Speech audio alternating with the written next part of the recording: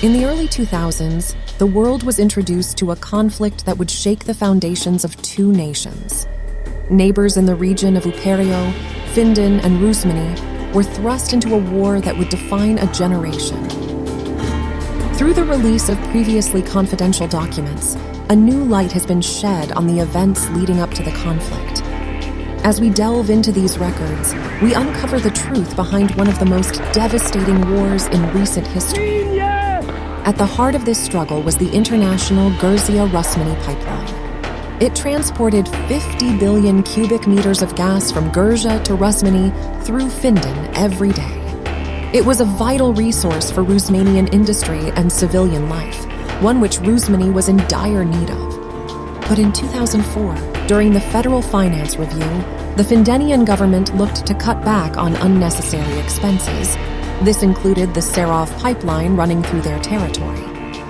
Having maintained the pipeline for years without the promised financial subsidies from Rusmini, Findon announced their intentions to dismantle the pipeline later in 2005. A disaster for Rusmini. This decision, made amidst a financial recession, would cause the knee-jerk reaction from Rusmini, which in turn would prompt the first open conflict in Upereon since the Commonwealth rule.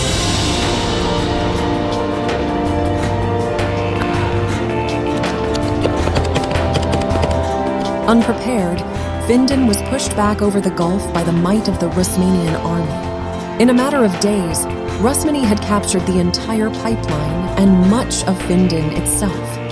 But the initial assault had stretched their invasion force thin, leaving Findon a chance to strike back with what little remained of their military.